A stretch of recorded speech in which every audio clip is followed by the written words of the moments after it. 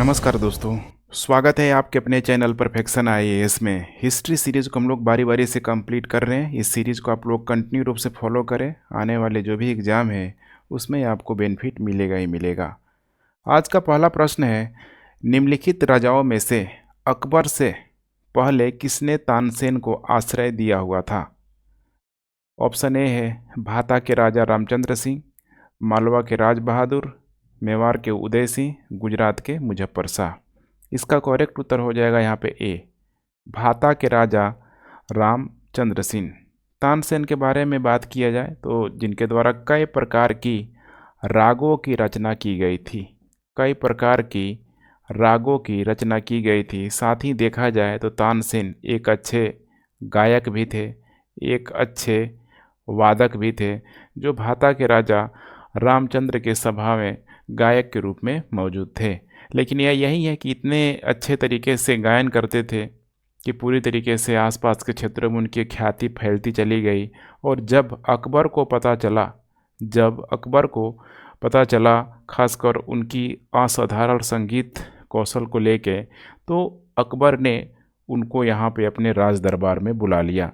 अब यही है, देखेंगे तो अकबर के 9 रत्नों में एक आपको तानसेन का नाम भी देखने के लिए मिल जाएगा। कहा जाता है कि तानसेन पर एक सूफी रहस्यवादी मोहम्मद गौस का, काफ़ी फेमस नाम है, मोहम्मद गौस का काफ़ी अच्छा खासा प्रभाव थे और उन्होंने ही तानसेन को इस्लाम ग्रहण करने के लिए प्रभावित किया था। सूची 1 को सूची 2 के साथ सुमेलित कीजिए। एक तरफ देख पा रहे हैं यहाँ पे शासक राजवंश दिया है और दूसरी तरफ यहाँ पे दिया हुआ है राजधानियाँ। जैसे कि नंबर 1 दिया है पल्लव, उसके बाद पांड्य, यादव, काकतीय। हम लोग शुरुआती से बात करें यहाँ पे पल्लव की, तो जैसे कि पल्लव की राजधानी यहाँ पे कांचीपुरम में हुआ करती थी। पल्लव की राजधानी कांचीपुरम में। इसका सबसे इम्पोर्टेंट जो शासक था पल्लव का, महेंद्र वर्मन प्रथम, नाम ही पूछा जाता है, महेंद्र वर्मन प्रथम। पल्लव के राज्यकाल में देखेंगे तो 2 बड़ी मंदिरें बनाई गई। एक तो यहाँ पे हो जाएगा महाबलीपुरम में सूर्य मंदिर और कांचीपुरम में कैलाशनाथ का मंदिर। कांचीपुरम में हो जाएगा कैलाशनाथ का मंदिर। आर्ट एंड कल्चर के अंतर्गत इन सारे प्रश्नों को पूछा जा सकता है। इसके अलावा बात करें यहाँ पे पांड्यों की, तो पांड्यों ने देखा जाए तो अन्य राजवंश, जैसे कि जो भी समकालीन राजवंश थे, चेर, चोल, पल्लव, तो उनके साथ इन लोगों ने भी दक्षिण भारत के क्षेत्रों में शासन किया, जो वर्तमान में देखा जाए तो तमिलनाडु राज्य में स्थित है। तो तमिलनाडु का ही एक तरीके से पहले जो नाम था, मदुरई के नाम से भी उसको जाना जाता था, तो मदुरई वाले क्षेत्र में। उसके बाद है यहाँ पे यादव की राजधानी देखिए देवगिरी में होती थी। तो इसका करेक्ट उत्तर हो जाएगा यहाँ पे 4, यहाँ पे हो जाएगा देवगिरी। ये और कोई नहीं थे, माना जाता है कि जो चालुक्य थे, चालुक्यों के भी यहाँ कई शाखाएँ थी। जैसे कि एक तरफ देखेंगे बादामी के चालुक्य, कल्याणी के चालुक्य। तो कल्याणी के जो चालुक्य थे, खासकर पश्चिम चालुक्य के रूप में इनको जाना जाता था। माना जाता है कि ये जो यादव थे, ठीक है, इन्हीं के सामंती वंशज के थे। इनके अंतर्गत सबसे महत्वपूर्ण क्षेत्र जो देवगिरी था, जो कि अब वर्तमान में आपको दौलताबाद में देखने के लिए मिल जाएगा। देवगिरी और कह सकते हैं कि नासिक के बीच का क्षेत्र था, जो सेवना के नाम से जाना जाता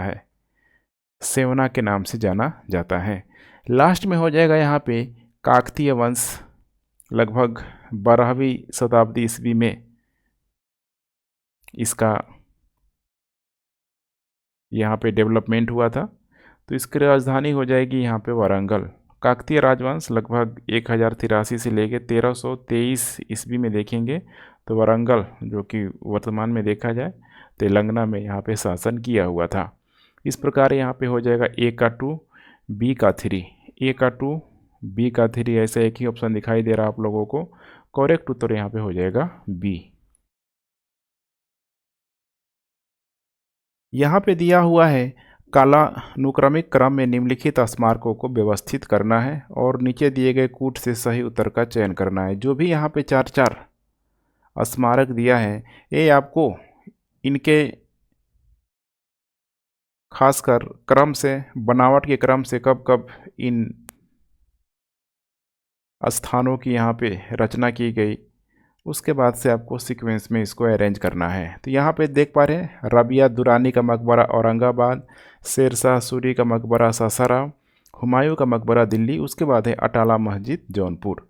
नंबर 1 हम लोग बात करें यहाँ पे अटाला मस्जिद की, तो 1408 ईस्वी में 1408 ईस्वी में इब्राहिम शाह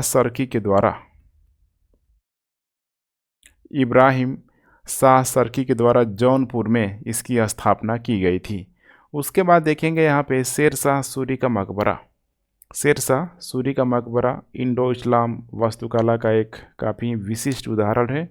यह वास्तुकार मुहम्मद अलीवाल खान द्वारा, नाम पूछा जा सकता है, मुहम्मद अलीवाल खान के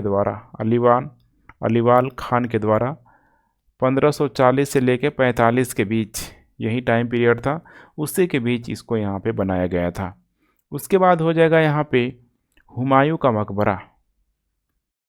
कह सकते हैं कि हुमायूं का जो मकबरा खासकर उसका काफ़ी कल्चरल इम्पोर्टेंस है, चूँकि यह भारतीय उपमहादेश पर सबसे पहले बाग बगीचा वाला मकबरा है, तो इसीलिए काफ़ी इम्पोर्टेंट साबित हो सकता है। इस मकबरे का निर्माण उसकी पहली पत्नी, जिसका नाम था बेगा बेगम के द्वारा बनवाया गया था। हुमायूं का मकबरा दिल्ली में स्थित है। उसके बाद लास्ट में यहाँ पे हो जाएगा रबिया दुरानी का मकबरा औरंगाबाद में 1678 ईस्वी के आसपास शहर का सबसे प्रसिद्ध इमारत के रूप में मौजूद है। यह मुगल सम्राट औरंगजेब की पत्नी रबिया दुरानी की स्मृति में राजकुमार आजम शाह के द्वारा इसको बनाया गया था। तो यहाँ पे इजीली अरेंज कर सकते हैं। नंबर 1 यहाँ पे हो जाएगा 4, उसके बाद हो जाएगा 2, उसके बाद हो जाएगा 3, उसके बाद हो जाएगा 1। तो करेक्ट उत्तर हो जाएगा यहाँ पे बी। मनसबदारी व्यवस्था के संदर्भ में निम्नलिखित में से कौन सा कथन सही है? पहला स्टेटमेंट है मनसबदारी व्यवस्था अकबर द्वारा शुरू किया गया राज्य की आधिकारिक श्रेष्ठता थी। दूसरा ऑप्शन है मनसबदारी वंशानुगत होती थी। किस प्रकार से दिया है यहाँ पे? वंशानुगत होती थी। तो यहाँ पे देखिए वंशानुगत तो नहीं होती थी, क्योंकि यह एक पद था जो योग्यता के आधार पे अधिकतर मामलों में दिया जाता था। पहला स्टेटमेंट सिर्फ और सिर्फ यहाँ पे सही है। करेक्ट उत्तर हो जाएगा यहाँ पे केवल और केवल 1। तो देखिए मनसबदारी, यहाँ पे हम लोग समझने का प्रयास करते हैं। मनसब का देखिए जो मतलब है, मूलतः कह सकते हैं कि अरबी शब्द है जिसका अर्थ होता है पद या रैंक। पद हो गया या फिर रैंक। अब पद या रैंक किसको मिलेगा? जो कोई कह सकते हैं कि कोई विशिष्ट व्यक्ति है, कोई बहुत ही योग्य व्यक्ति है, उसी को यहाँ पे मिलेगा। जैसे कि मनसबदारी व्यवस्था सेना और नागरिक सेवाओं की व्यवस्था के लिए ही यहाँ पे दिया जाता था, जो अकबर द्वारा जागीरदारी व्यवस्था के स्थान पर शुरू किया गया था। तो मनसब को यहाँ पे शुरू किया गया था जागीरदारी व्यवस्था को रिप्लेस करने के लिए यहाँ पे किया गया था। इस प्रकार देखेंगे तो मनसबदारी वह व्यवस्था थी जिसमें एक सरकारी अधिकारी का पद निर्धारित किया जाता था, और ऐसे में जब पद निर्धारित किया जाता था तब खुद सोचिए कि क्या वो वंशानुगत होगी? बिल्कुल यहाँ पे नहीं होगी। अब इसी में देखेंगे तो जो भी उच्च मनसबदार हो गया, उच्च पद या रैंक हो गया, उन राजकुमारों या फिर राजपूत शासकों को दिया जाता था जो अकबर के आधिपत्य को स्वीकारते थे। अभी इसी में देखेंगे पद रैंक, इसमें जात और सवार का आप लोगों ने नाम जरूर सुना होगा, ठीक है, इसी से संबंधित रखता है। तो करेक्ट उत्तर हो जाएगा यहाँ पे सिर्फ और सिर्फ ए। यहाँ पे दिया हुआ है सूची 1 को सूची 2 से सुमेलित कीजिए। यहाँ पे बहुत सारी संधि दी गई है और यहाँ पे आपको बताना है कि कौन सी संधि कब कब यहाँ पे की गई है।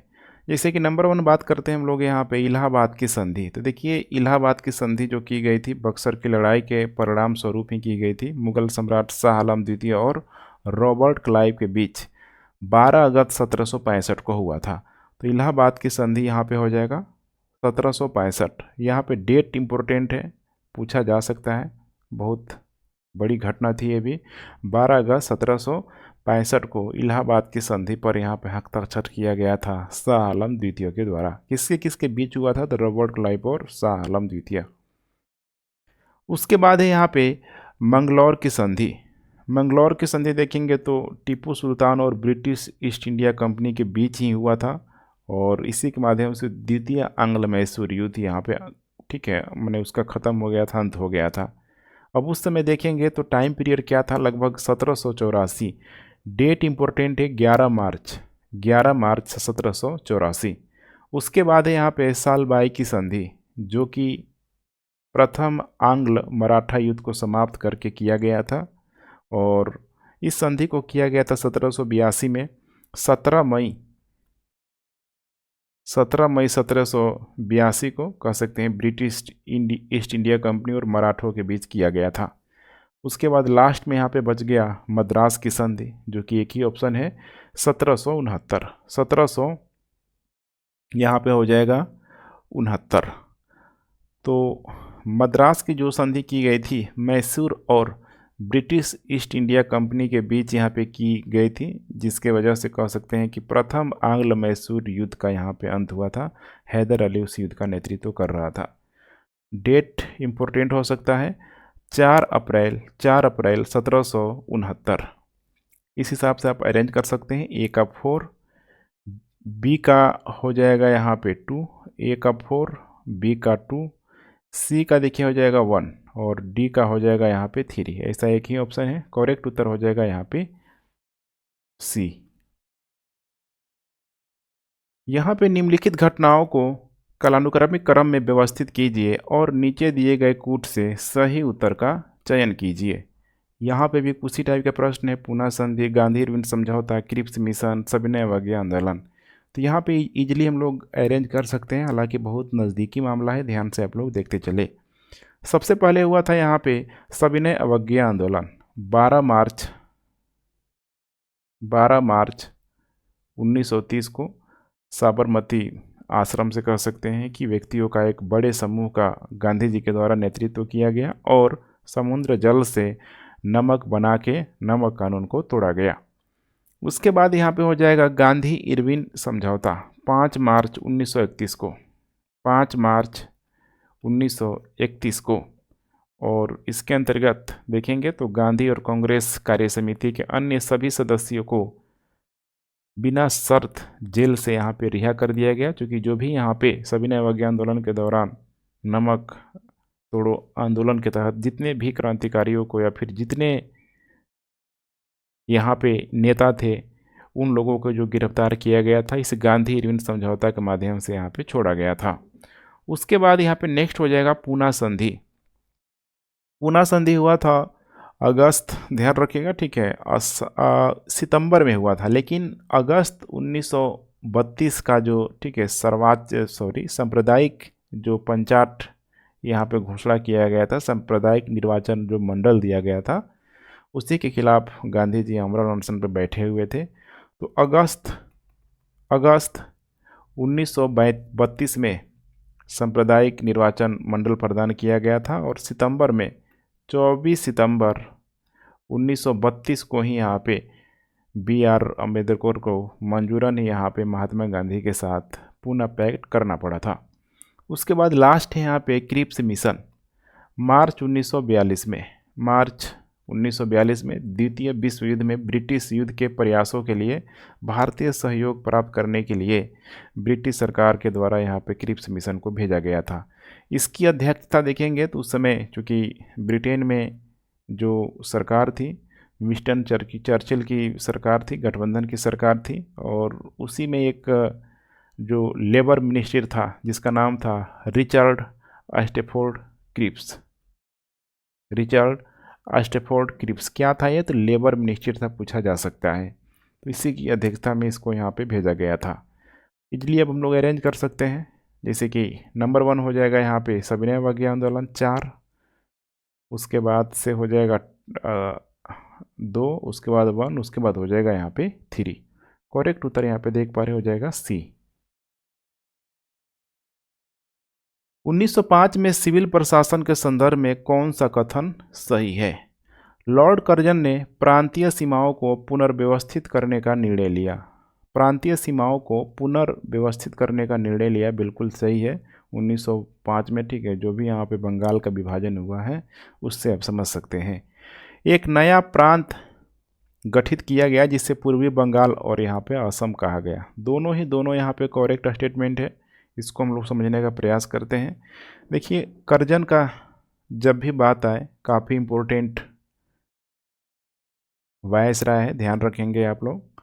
कर्जन का टाइम पीरियड है यहाँ पे 1899 से लेके 1905 तक।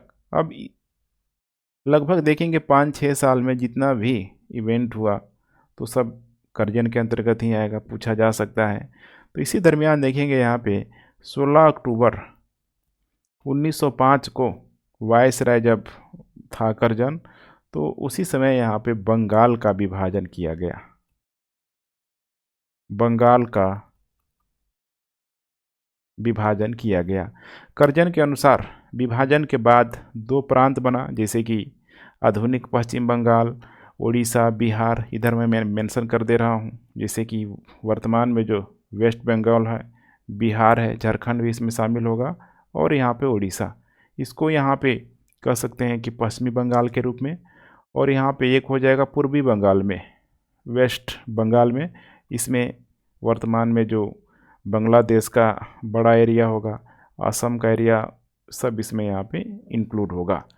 देखा जाए तो जो पूर्वी जो एरिया था इसमें हिंदू बहुमत, और कह सकते हैं कि पूर्वी बंगाल और असम में पूरी तरीके से मुस्लिम बहुल आबादी था, और इसकी राजधानी यहाँ पे ध्यान रखिएगा कलकत्ता थी। कर्जन के विभाजन की घोषणा के बाद अब स्वाभाविक सी बात है कि यहाँ पे रह रहे लोगों को बांटा जा रहा है अलग अलग क्षेत्रों में, तो समस्या यहाँ पे होगी ही होगी। लोगों में समस्या थी, व्यापक राजनीतिक अशांति थी। बंगाल के कई व्यक्ति इस विभाजन को अपनी मातृभूमि का अपमान मानते थे, जैसे कि रविंद्रनाथ टैगोर का नाम ले लीजिए, उनके द्वारा रक्षाबंधन हो गया, अमार सुनार बंगला गीत की रचना की गई इसी दौरान, जो कि आगे चल के बांग्लादेश का राष्ट्रगान भी बना। भारतीय राष्ट्रीय कांग्रेस ने प्रांत को सांप्रदायिक आधार पर अलग करने के इस कदम का पूरी तरीके से पुरजोर यहाँ पे विरोध किया, और आगे चल के 1911 में यहाँ पे इस विभाजन को यहाँ पे रद्द भी कर दिया गया था। मुस्लिम लीग और भारतीय राष्ट्रीय कांग्रेस के बीच राजनीतिक गतिरोध को दूर करने के लिए CR फॉर्मूले को किसने अपनाया हुआ था? अब CR फॉर्मूला यहाँ पे देखा जाए तो क्वेश्चन पहले से आउट है, ठीक है। अब CR फॉर्मूला यहाँ पे किससे संबंधित है? करेक्ट उत्तर हो जाएगा यहाँ पे राजगोपालाचारी। CR राजगोपालाचारी पूरा नाम है। देखिए, CR फॉर्मूला का उद्देश्य क्या था? राजगोपालाचारी के द्वारा यहाँ पे दिया गया था। इसका उद्देश्य था कि अखिल भारतीय मुस्लिम लीग और भारतीय राष्ट्रीय कांग्रेस के बीच जो भी राजनीतिक गतिरोध हो, यहाँ पे लीग और कांग्रेस दोनों के बीच जो भी राजनीतिक गतिरोध हो, पूरी तरीके से क्या करना था? यहाँ पे दूर करना था। सिंपल भाषा में यही था। लेकिन आपको समझना है कि उस समय ब्रिटिश भारत में हिंदू और मुसलमान 2 अलग अलग कह सकते हैं कि, ठीक है, राष्ट्र के रूप में पूरी तरीके से अड़े थे, खासकर मुस्लिम लीग। और इसीलिए मुसलमानों को लगता था कि पूरी तरीके से हमें सेपरेट रहना है, अलग रहना है। कांग्रेस उनको मनाने में पूरी तरीके से लगी हुई थी। हालांकि देखा जाए तो बहुत प्रयास किया गया, लेकिन मुस्लिम लीग ने CR फॉर्मूले का पूरी तरीके से मुस्लिम लीग के द्वारा यहाँ पे विरोध किया गया। तो इतना ध्यान रखेंगे। राजगोपालाचारी के बारे में हम लोग देख लेते हैं, क्योंकि इनके बारे में बहुत सारा प्रश्न यहाँ पे बनता ही बनता है। तो जब यहाँ पे नमक आंदोलन चल रहा था तो इनके द्वारा दक्षिण भारत में तिरुचिरापल्ली में नेतृत्व किया गया था। इसके अलावा देखेंगे आगे चल के 1947 से 1948 तक ये जब भारत आज़ाद हो जाएगा तो बंगाल के ये राज्यपाल भी बनेंगे।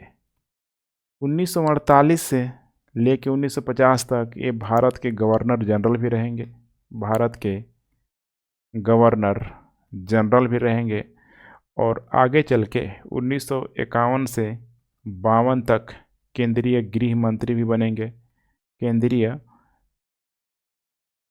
गृह मंत्री भी बनेंगे और आगे चल के 1952 से लेके 1954 तक ये मद्रास के मुख्यमंत्री भी बनेंगे।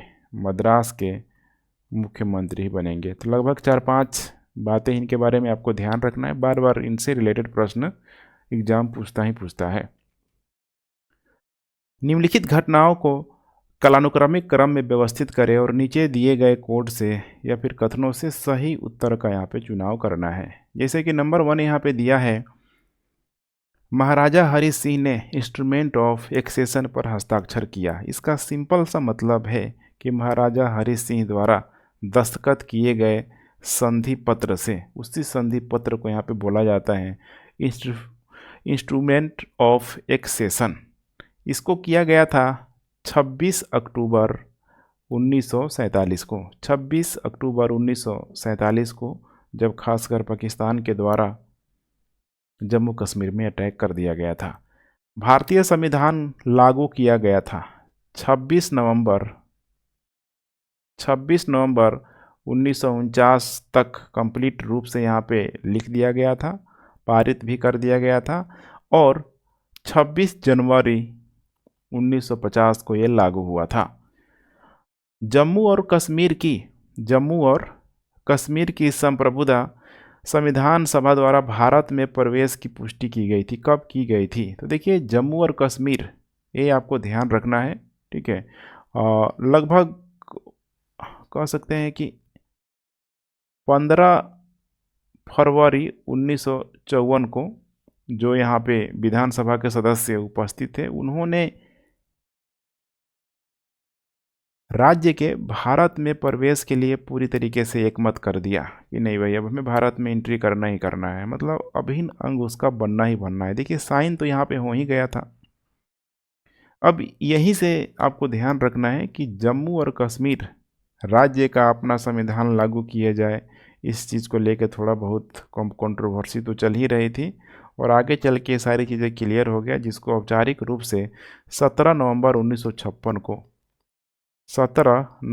1956 को संविधान सभा के द्वारा अपनाया गया और 26 जनवरी 1957 को लागू हो गया। तो आर्टिकल 370 के माध्यम से उनको एक तरीके से कह सकते हैं, ठीक है, सेपरेट जो उनका, ठीक है, संविधान दिया गया, बहुत सारी आज़ादी थी। तो आर्टिकल 370 को अब तो यहाँ पे रिवोक कर दिया गया, इसको हटा दिया गया है। लेकिन अब देखिए, प्रश्न यहाँ से पूछ लिया तो करेक्ट उत्तर यहाँ पे हो जाएगा 1, उसके बाद 2, 3, 4, बिल्कुल ही सीक्वेंस है यहाँ पे। करेक्ट उत्तर यहाँ पे हो जाएगा सी। निम्नलिखित में से किस मंदिर को विदर्भ का खजुराहो के रूप में जाना जाता है? विदर्भ को, ठीक है, मंदिर को विदर्भ का खजुराहो के रूप में जाना जाता है। मार्कंडेश्वर है, कैलाश है, मनु देवी, इसके अलावा है भीम शंकर। करेक्ट उत्तर हो जाएगा यहाँ पे ए, मार्कंडेश्वर मंदिर, जो कि महाराष्ट्र के गढ़चिरौली जिला में वेनगंगा नदी के तट पर स्थित है। इसी को ही यहाँ पे विदर्भ के खजुराहो के रूप में जाना जाता है।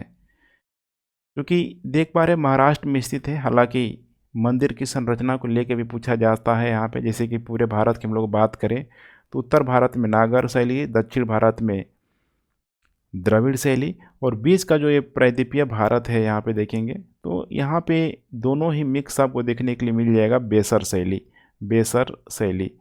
और एग्जाम यहीं अटैक करता है, इन्हीं सारे क्षेत्रों में मौजूद मंदिरों को पूछ लेता है। जैसे हम लोग जब मार्कंडेश्वर मंदिर की चर्चा करते हैं तो इसका जो शैली है, मंदिर जो शैली है, ये बेसर शैली नहीं है बल्कि नागर शैली है।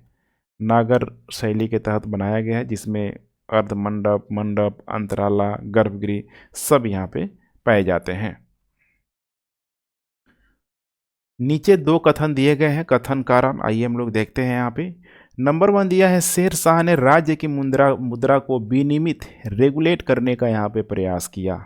बिल्कुल करेक्ट है, क्योंकि शेर शाह की मुद्रा में अकबर के समय का तांबे का सिक्का दाम था और यह मुख्य मुद्रा थी। देखिए कारण बिल्कुल गलत है, क्योंकि जो तांबे का जो सिक्का जिसको दाम बोला जाता था, इसको तो शेर शाह के द्वारा चलाया गया था, तो इसीलिए कारण कथन की सही व्याख्या नहीं कर रहा है, कारण ही गलत है। करेक्ट उत्तर हो जाएगा यहाँ पे सी हो जाएगा। ए सत्य है लेकिन आर असत्य है। अब आइए हम लोग देखने का प्रयास करते हैं शेर शाह सूरी को लेके। शेर शाह सूरी को लेके टाइम पीरियड बहुत बड़ा नहीं था, 1540 से लेके 1545 तक इसने शासन किया, लेकिन अपने शासन के दौरान इसने बहुत सारा परिवर्तन लाया। जैसे कि खासकर अगर हम लोग बात करें सिक्कों की तो इसने जैसे कि मोहर, सोने के सिक्के और रुपया को चांदी के सिक्के के साथ पूरी तरीके से शुरू किया। अर्थात जो भी मुगल काल के दौरान सिक्का चल रहा था उसको विनियमित करने का प्रयास किया। जैसे कि नंबर 1 देखें, रुपया का इसके द्वारा पूरी तरीके से मानकीकरण यहाँ पे किया गया, उसके वजन को लेके, उसके वैल्यू के लेके। जैसे कि रुपया का वजन था, पूछा जा सकता है एग्जाम में 180 ग्रेन, या फिर आप कह सकते हैं 11 ग्राम चांदी का होता था, 11 ग्राम चांदी का। इसके अलावा तांबे का सिक्का होता था, तांबे का सिक्के को ही यहाँ पे दाम बोला जाता था। और बाद में देखेंगे मुगल सम्राटों ने संपूर्ण भारत में मॉनेटरी पॉलिसी को, मौद्रिक प्रणाली को मजबूत करने के लिए बिल्कुल ही इसको यथावत किया। जैसे कि सिक्के को कह सकते हैं चांदी के रुपये के रूप में, और सोने को ठीक है मोहर के रूप में यहाँ पे पूरी तरीके से चलाना शुरू किया। 1 रुपया को 40 दामों में विभाजित किया जा सकता है।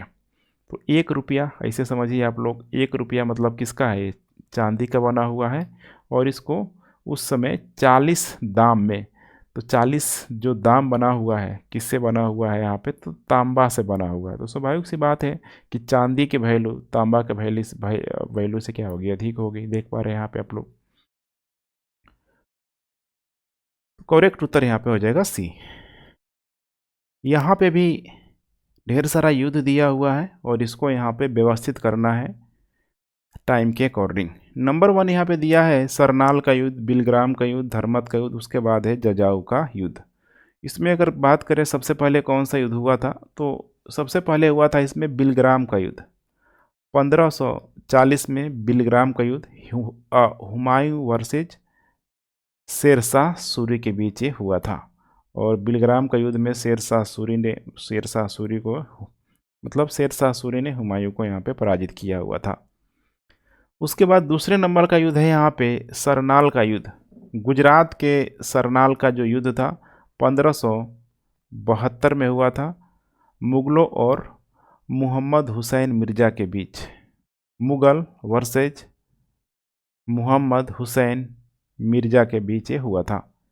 नेक्स्ट है यहाँ पे धर्मत का युद्ध, खासकर उत्तराधिकार को लेके औरंगजेब और दारा सिकोह के बीच 1658 में लड़ा गया था धर्मत का युद्ध। उसके बाद लास्ट है यहाँ पे जजाऊ का युद्ध 1707 में। ये भी एक तरीके से उत्तराधिकार को लेके ही था, बस ये था कि धर्मत का युद्ध में शाहजहां बीमार पड़ गया था उस समय, ठीक है, शाहजहां की स्थिति काफ़ी ख़राब थी। और जजाऊ का जब युद्ध था तो यहाँ पे औरंगजेब की मृत्यु, जो कि 1707 के आसपास ही औरंगजेब की मृत्यु हो जाती है, और उसकी मृत्यु के पश्चात फिर से उत्तराधिकार को लेकर यहाँ पे समस्या होती है। तो औरंगजेब की मृत्यु के बाद ही देखेंगे तो भारत के मुगल सिंहासन के उत्तराधिकार के लिए निर्णायक संघर्ष था। इसमें देखेंगे तो अफगानिस्तान के सूबेदार पद पर आसिन बहादुर शाह था, और उसका जो भाई था एक तरफ, ठीक है, आजम शाह, ध्यान रखिएगा आजम शाह। वहीं आगरा के आसपास, यमुना नदी के आसपास जजाऊ क्षेत्र है, वहीं पे यहाँ पे युद्ध हुआ था। युद्ध हुआ था किसके किसके बीच, तो एक हो जाएगा आसिन बहादुर शाह और दूसरा हो जाएगा आजम शाह, ठीक है, आसिम बहादुर शाह। तो बहादुर शाह जीत जाएगा, ठीक है, और फिर ये अगला मुगल बादशाह भी बनेगा। तो यहाँ पे करेक्ट उत्तर हो जाएगा 2, उसके बाद 1 3 4। करेक्ट उत्तर हो जाएगा यहाँ पे ए। यहाँ पे दिया हुआ है हठ योग, इसको हठ योग भी बोला जाता है, ध्यान रखिएगा। हठ योग के संदर्भ में निम्नलिखित में से कौन सा कथन सही है? पहला स्टेटमेंट है नाथ पंथियों द्वारा हठ योग का अभ्यास किया जाता था, जो कि बिल्कुल सही है। हठ योग तकनीक को भी सूफियों ने अपनाया हुआ था, यह भी बिल्कुल यहाँ पे सही है। तो करेक्ट उत्तर हो जाएगा यहाँ पे सी, 1 और 2 दोनों। देखिए उस समय भक्ति आंदोलन का दौर चल रहा था, और भक्ति आंदोलन का जब दौर चल रहा था दक्षिण भारत से लेकर उत्तर भारत तक, तो उस समय सूफी लोग भी काफ़ी एक्टिव था। और भक्ति आंदोलन का देखिए बल किस पे था? निर्गुण पे था, निर्गुण पे था। ठीक है, एक होता है सगुण जो मूर्ति पूजा वगैरह, ठीक है, उसको मानते हैं, और दूसरा है निर्गुण। तो हठ जो योगी थे बिल्कुल ही निर्गुण, जो निराकार, जिसका कोई आकार नहीं है, उस ईश्वर को मानते थे। तो उसी समय देखेंगे लगभग मध्यकाल के दौरान ही नाथपंथी, ये भी धार्मिक लोगों का ही समूह था पूरी तरीके से।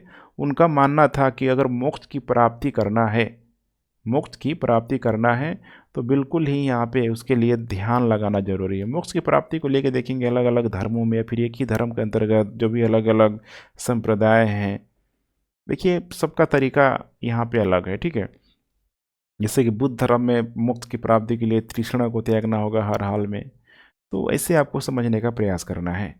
तो अब यहाँ पे इनके द्वारा सबसे अधिक क्या है, यहाँ पे कॉन्सेंट्रेशन है, ध्यान लगाना होगा, और नाथ पंथियों द्वारा इसी के लिए यहाँ पे पूरी तरीके से हठ योग का, ठीक है, अभ्यास किया जाता था ज़बरदस्त तरीके से। इसमें क्या होता है, तो जो हठ योग होता था खासकर शारीरिक योग मुद्राओं का ये पूरी तरीके से अभ्यास है। आज भी आपको, ठीक है, ये सब योगी आपको देखने के लिए ज़रूर मिल ही जाएंगे। और नाथ पंथियों के साथ देखेंगे तो सिद्धचर और योगियों की भी ऐसे ही मान्यताएं और प्राप्ति थी। ठीक है, मतलब प्रथाएं थी कि भाई हमें फुल्ली तरीके से कंसंट्रेट करना है, इसी के माध्यम से मोक्ष की प्राप्ति, मुक्ति की प्राप्ति यहाँ पे हो सकती है। वे भगवान में विश्वास करते थे, लेकिन मंदिर पूजा में, मैंने बताया था निर्गुण, ठीक है, मंदिर पूजा पे विश्वास नहीं करते थे। वे विश्व के पूर्ण त्याग में विश्वास करते थे, और इन लोगों के द्वारा योगासन और ध्यान के माध्यम से मन और शरीर को पूरी तरीके से एकाग्र किया गया। और इसी को आगे देखेंगे तो, ठीक है, सूफियों ने भी इसको अपनाया था। करेक्ट उत्तर हो जाएगा सी। निम्नलिखित में से कौन एकता प्रणाली की विशेषता नहीं है? जब भी देखिए दिल्ली सल्तनत की बात आती है तो एकता प्रणाली, भारत में सामंती प्रणाली भी थी, अंग्रेज सब, ठीक है, सॉरी, जब यहाँ पे मुगल जब व्यवस्था आएगी यहाँ पे तो देखेंगे उस समय जागीरदारी व्यवस्था भी चल रही थी। आगे चल के वो जागीरदारी व्यवस्था ही मनसबदारी व्यवस्था में बदल गई, खासकर जब पूरी तरीके से बंगाल पे कंट्रोल कर लिया गया। तो इन सारी चीज़ों का आपको ध्यान रखना है। ठीक है, बिल्कुल सिंपल सा कॉन्सेप्ट है। एकता प्रणाली की विशेषता यहाँ पे कह रहा है कि नहीं है। एकता एक राजस्व संग्रह प्रणाली थी, बिल्कुल सही है, इसमें रेवेन्यू तो कलेक्ट किया जाता था। सियासतनामा एकता प्रणाली की जानकारी का स्रोत था, बिल्कुल सही है। एकता से राजस्व सीधे सुल्तान के खाते में जमा किया गया था, ऐसा नहीं है। यहाँ पे देखिए एकता जो भी अधिकारी होते थे, ठीक है, वे पहले लोगों से जो भी था टैक्स वगैरह वसूलते थे, और फिर वे लोग क्या करते थे, तो ठीक है, शाही खजाना में डालते थे। तो यहाँ पे दिया है सीधे सुल्तान के खाते में जमा किया गया था, ये गलत है यहाँ पे, बाकी सब सही होगा। फिर एकता से एकत्र राजस्व से सैनिकों को बनाए रखने के लिए मुक्ति का यहाँ पे समर्थन किया गया था, ये भी बिल्कुल करेक्ट है। अब देखेंगे तो एकता प्रणाली के तहत, एकता प्रणाली के तहत देखेंगे यहाँ पे तो साम्राज्य की भूमि को कई छोटे और बड़े भूभागों में बांटा गया था। जैसे इस टाइप का मान लीजिए, कई सारे छोटा बड़ा भूखंड इस टाइप का यहाँ पे बांटा गया था, और यहीं पे एकता अधिकारी को इस तरीके से, ठीक है, यहाँ पे रख दिया जाता था। तो जो भी यहाँ पे अधिकारी होता था, अधिकारी होता था, उसी को यहाँ पे एकता बोला जाता है। अब देखेंगे तो जो भी ये इक़्तादार जो होते थे, खासकर, ठीक है, सैनिक अधिकारी, रईस, शासक के सभी संबंधी, सैनिक अधिकारी हो गया, जो भी अमीर लोग होते थे, रईस लोग होते थे, शासक के सगे संबंधी, ये सब यहाँ पे लोग होते थे। शुरुआत में देखेंगे तो इनको वेतन भी दिया जाता था, वेतन। बाद में देखेंगे तो भूमि का भी प्रयोग किया जाने लगा इनके वेतन के रूप में। और एकता प्रणाली ने देश को एक कृषि प्रणाली प्रदान की, जबकि शासक वर्ग के सदस्यों को किसी भी क्षेत्र में कोई अस्थायी लगाव के बिना यहाँ पे आय प्राप्ति हुई। चूँकि ये लोग क्या करते थे, तो यहाँ पे अगर एकता बैठा हुआ है तो यहाँ से जो भी रेवेन्यू वसूलता था इसके पास आएगा। तो अब ये केंद्र में सपोज कर यहाँ पे शासक बैठा हुआ है, इसके खजाने में डालेगा, तो यहाँ पे 100% तो नहीं डालेगा। अगर इसको 100 रुपये अगर रेवेन्यू, ठीक है, अगर इसको मिल रहा है, कलेक्ट कर रहा है, तो हो सकता है कि उसका 50% ही डाले, 60% ही डाले। तो बाकी का पैसा जब अपने पास रखेगा तो फिर उसके पास एक्स्ट्रा इनकम क्या होगा, आएगा ही आएगा। तो यही सारी बातें यहाँ पे बताई जा रही है। अब इसी एकता प्रणाली को देखेंगे तो इल्तुतमिश के द्वारा यहाँ पे पूरी तरीके से संस्थागत बना दिया गया था, संस्थागत बना दिया गया था। और बाद में यह व्यवस्था देखेंगे तो दिल्ली सल्तनत का पूरी तरीके से मुख्य आधार भी बन गया था। निम्नलिखित में से कौन सही ढंग से मेल नहीं खाता है? जैसे कि नंबर 1 दिया है तबकात नासरी दिया है। मिनहाजुस सिराज बिल्कुल करेक्ट है, बिल्कुल ही सही सुमेलित है। तबकात नासरी को मिनहाज सिराज के द्वारा ही लिखा गया था। लगभग माना जाता है कि 1260 ईस्वी के आसपास इसको पूरा किया गया था। इसको फारसी में लिखा गया था, फारसी में लिखा गया था। और इसमें इस्लामी दुनिया का विस्तृत चर्चा किया गया है। उसके बाद है यहाँ पे तारीख फिरोजा शाही, जियाउद्दीन बर्नी के द्वारा लिखा गया, ये भी बिल्कुल सही है।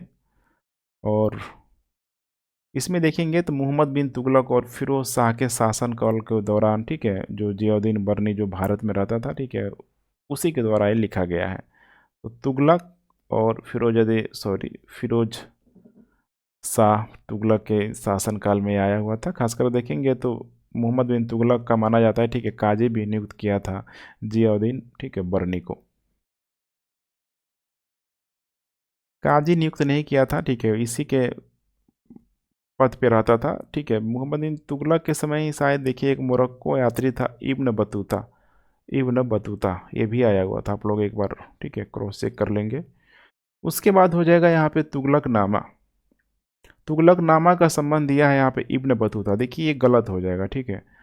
तुगलकनामा का संबंध यहाँ पे होगा अमीर खुसरो से, अमीर खुसरो के द्वारा लिखी गई है। और इसमें देखेंगे तो गयासुद्दीन तुगलक और अन्य तुगलक शासकों के शासनकाल के बारे में बताया गया है, इब्न बतूता नहीं होगा।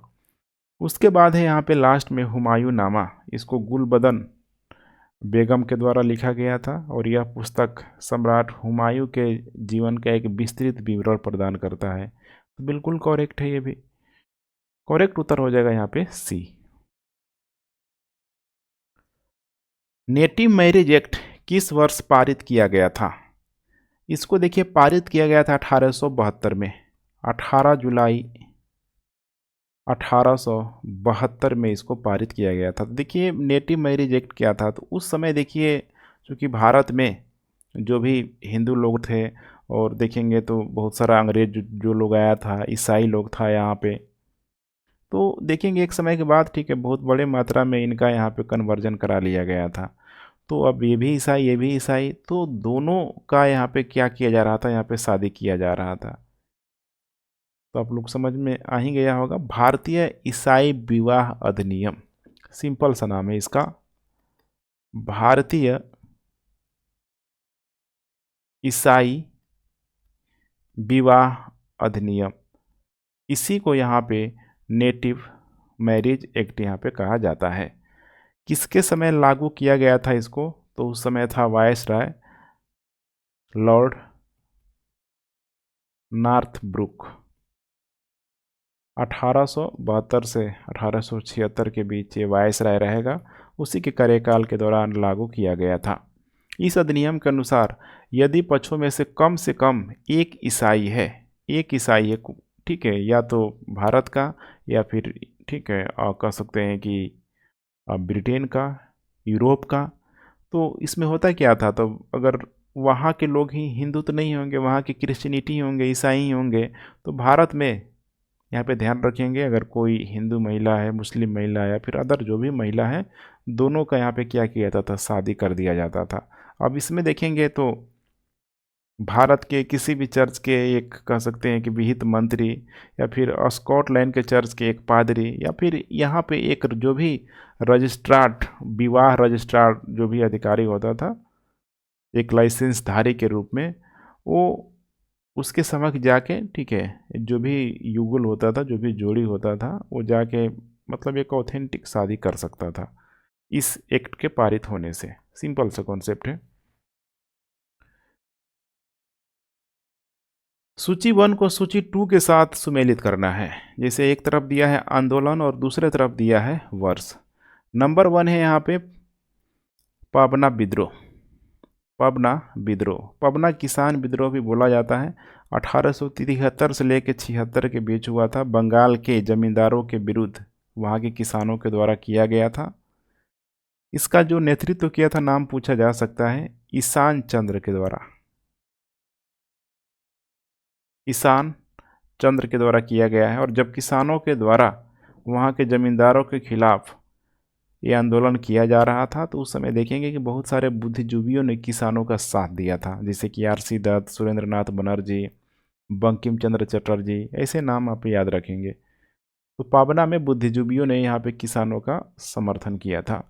उसके बाद है यहाँ पे एक आंदोलन अवध में शुरू किया गया था, 1921 में किया गया था।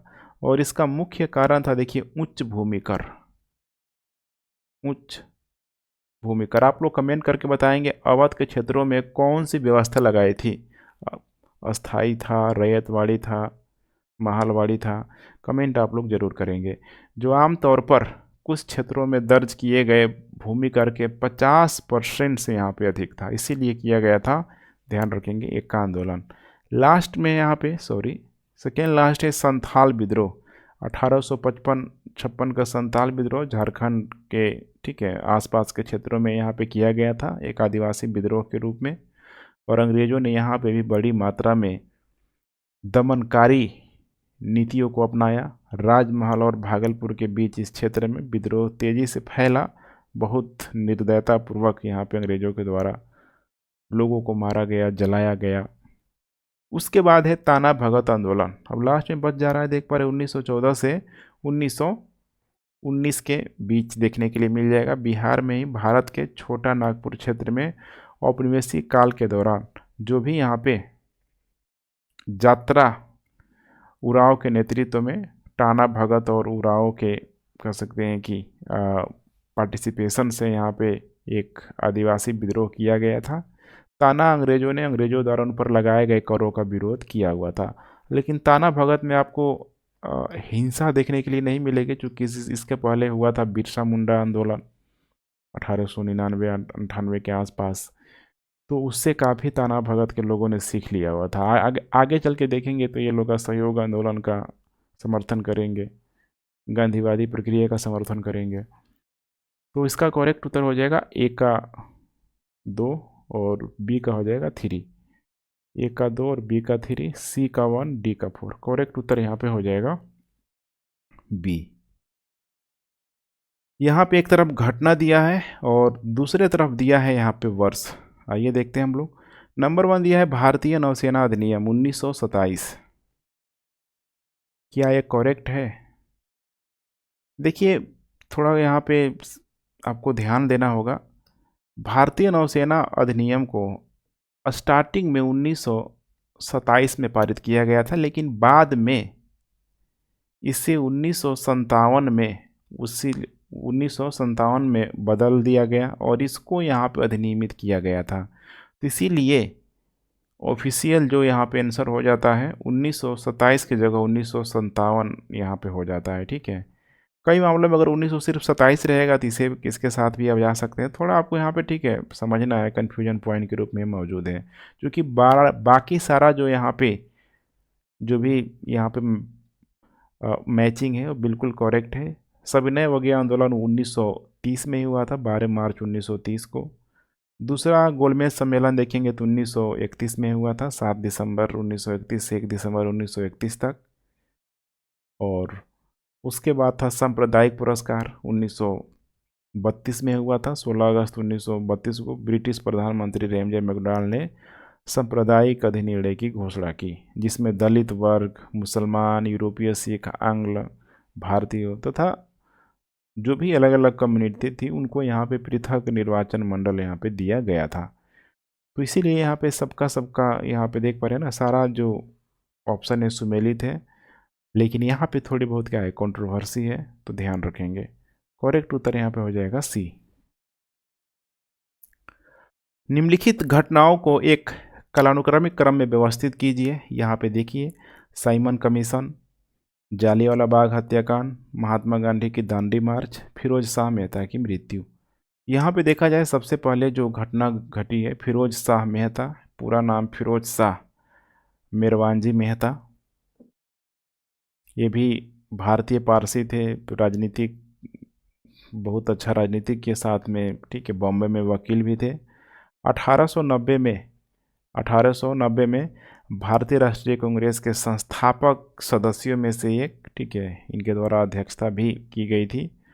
और 5 नवंबर 1915 को इनका निधन हो गया था। 1915 को इनका निधन हो गया था, मृत्यु हो गया था। उसके बाद होता है यहाँ पे जालियांवाला बाग हत्याकांड, 13 अप्रैल 1919 को। सबको पता है, बहुत बार मैंने चर्चा भी किया है। उसके बाद है यहाँ पे साइमन कमीशन।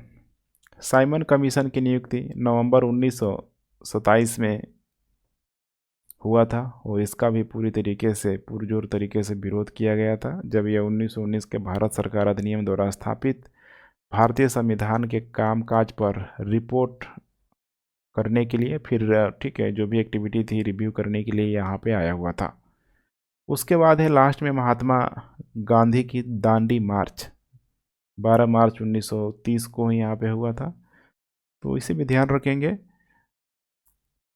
तो यहाँ पे अगर हम लोग देखें सीक्वेंस है, तो सबसे पहले हो जाएगा 4, उसके बाद हो जाएगा सेकेंड, उसके बाद 1, और उसके बाद हो जाएगा 3। नेक्स्ट है यहाँ पे आज़ाद हिंद फौज के अधिकारियों के विचारण को कहाँ आयोजित किया गया था। जो भी यहाँ पे कह सकते हैं कि मार्शल लॉ जो लगाया गया था, ठीक है, कहाँ पे बुला के लगाया गया था, आसान सा प्रश्न है। इसका करेक्ट उत्तर हो जाएगा यहाँ पे दिल्ली का लाल किला। यहीं पे देखेंगे जो भी युद्धबंदी थे इनको 1943 में कोर्ट मार्शल के लिए यहाँ पे दिल्ली के लाल किला में यहाँ पे लाया गया था। और आज़ाद हिंद फौज के अधिकारियों को देखेंगे नवंबर 1945 से लेके, ठीक है, मई 1946 से, मैंने इसी के बीच दिल्ली के लाल किले में यहाँ पे कोर्ट मार्शल यहाँ पे किया गया था। लगभग 10 कोर्ट मार्शल आयोजित किया गया था, बहुत इंपॉर्टेंट है, 10 कोर्ट मार्शल। और इसमें देखेंगे तो मौत की सज़ा, यहाँ पे मृत्यु दंड की सज़ा सुनाई गई थी, लेकिन भारत के राजनीतिक दलों के दबाव में खासकर जो सेना प्रमुख था उस समय, इसका नाम पूछा जा सकता है। सेना प्रमुख था यहाँ पे क्लाउड ऑचिनलेक। क्लाउड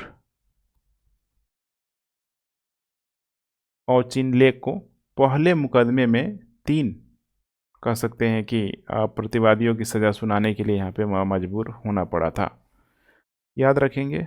ग्वालियर किला भी काफ़ी इंपॉर्टेंट है, ठीक है, इसको बनाया गया था 525 ईस्वी में सूरज सेन ने।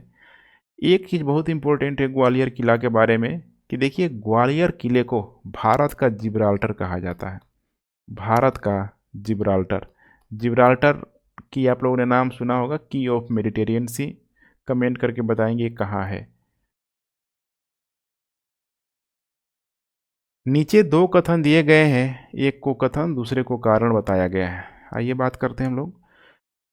कथन है एशियाटिक सोसाइटी ऑफ बंगाल की स्थापना वारेन हेस्टिंग के काल में हुई और उन्होंने सर विलियम जोन्स के पक्ष में उस विद्वान निकाय के अध्यक्ष पद के प्रस्ताव को विनम्रता पूर्वक यहाँ पे कह रहा है कि अस्वीकार कर दिया था। मेरे ख्याल से देखिए अस्वीकार तो नहीं गया था, लेकिन उसके सेरेमनी में गया नहीं था, ठीक है, वारेन हेस्टिंग्स। तो पहला जो यहाँ पे दिया है कि अध्यक्ष पद के प्रस्ताव को विनम्रता पूर्वक यहाँ पे क्या कर दिया था, अस्वीकार कर दिया था। बिल्कुल सही है ये, ठीक है, अस्वीकार यहाँ पे किया हुआ था। और वारेन हेस्टिंग्स स्वयं एक महान विद्वान और एक उत्साही प्राच्यविद था जो संस्कृत, फारसी और अरबी के अध्ययन को यहाँ प्रोत्साहित करता था। कारण भी यहाँ पे सही है, लेकिन क्या लग रहा है कि कारण कथन की सही व्याख्या कर रहा है? नहीं कर रहा है यहाँ पे। तो इसीलिए अगर एक कारण देखिए यहाँ पे सही है तो कथन की व्याख्या यहाँ पे करनी चाहिए थी, लेकिन यहाँ पे क्या किया, अस्वीकार कर दिया है। लेकिन ये भी सही है कथन के रूप में, लेकिन ध्यान रखिएगा कारण कथन की सही व्याख्या क्या कर रहा है, नहीं कर रहा है। इसीलिए करेक्ट उत्तर हो जाएगा यहाँ पे B. Asiatic Society of Bengal की स्थापना 15 जनवरी 1784 को सर विलियम जोन्स, जो कि एक ब्रिटिश वकील और कह सकते हैं कि ओरिएंटलिस्ट थे, ताकि प्राच्यवादी अध्ययन को प्रोत्साहित किया जा सके। एशियाटिक सोसाइटी को बंगाल के गवर्नर जनरल वारेन हेस्टिंग का समर्थन मिला, लेकिन ध्यान रखिएगा बाद में इसकी अध्यक्षता से उनके द्वारा इनकार कर दिया गया। और उसी समय देखेंगे तो वारेन हेस्टिंग जो स्वयं ही एक महान विद्वान और उत्साही, ठीक है, कह सकते हैं कि प्राच्यविद था, काफ़ी उसने भी भारतीय धर्म ग्रंथों में, भारतीय कल्चरल एक्टिविटी में इंटरेस्ट लिया। भारतीयों को समझना था ताकि और अच्छे तरीके से भारत को समझा जा सके, व्यापारिक गतिविधियों से लाभ लिया जा सके, तो इसके लिए, ठीक है, भारत को समझना जरूरी था। तो वारेन हेस्टिंग्स ने भगवत गीता का अंग्रेजी में आगे चल के अनुवाद करने में रुचि लिया, और उसी के प्रयासों के कारण देखेंगे 1785 में पहला अनुवाद भी यहाँ पे सामने आया हुआ था। लेकिन आगे चल के देखेंगे तो 1832 में पत्रिका का पहला अंक the Journal of the Asiatic Society of Bengal प्रकाशित हुआ था। आगे चल के लगभग 50, ठीक है, साल के आसपास। नेक्स्ट यहाँ पे राष्ट्रीय पंचांग के संदर्भ में कौन से कथन सत्य है? नंबर 1 है यहाँ पे भारत का राष्ट्रीय पंचांग विक्रम संवत पर आधारित है। देखिए गलत हो जाएगा, ठीक है, विक्रम संवत पर आधारित है, गलत है। राष्ट्रीय पंचांग 26 जनवरी 1950 से अपनाया गया, ये भी देखिए बिल्कुल यहाँ पे गलत है। तो करेक्ट उत्तर हो जाएगा यहाँ पे डी। क्योंकि आपको ध्यान रखना है कि राष्ट्रीय जो कैलेंडर विक्रम संवत पे नहीं, शक संवत पर आधारित है, जिसमें चैत्र का पहला महीना और जो सामान्य वर्ष 365 दिन का होता है। तो चैत्र पहला महीना होता है। और ये भी आपको ध्यान रखना है, ठीक है, शक संवत की जो शुरुआत की गई थी कनिष्क प्रथम के द्वारा, कनिष्क के द्वारा शुरुआत की गई थी 78 AD के आसपास। अब विक्रम संवत ये भी ध्यान रखेंगे यहाँ पे, विक्रम संवत, ठीक है, 57 BC में, 57 ईसा पूर्व में माना जाता है कि शकों पर राजा विक्रमादित्य की यहाँ पे जीत हो गई थी, और उसी के उपलक्ष्य में इसको जारी किया गया था। तो 57 BC विक्रम संवत और कनिष्क के द्वारा 78 AD में शक संवत, और शक संवत को ही यहाँ पे देखेंगे तो भारत का राष्ट्रीय पंचांग के रूप में स्वीकार किया गया है। कब स्वीकार किया गया है? 22 मार्च 1957 को। 22 मार्च बहुत इम्पोर्टेंट है, 1957 को राष्ट्रीय कैलेंडर के रूप में अपनाया गया था, ठीक है। ग्रेगोरियन कैलेंडर भी इसको बोला जाता है, ग्रेगोरियन कैलेंडर, जो आपके घरों में टंगा होगा, खूब छपता है। अब यहाँ पे एक और चीज़ आपको ध्यान रखना है, हिजरी वर्ष मुसलमानों से संबंधित है, नया साल के रूप में 622 AD को हिजरी संवत के रूप में मनाया जाता है।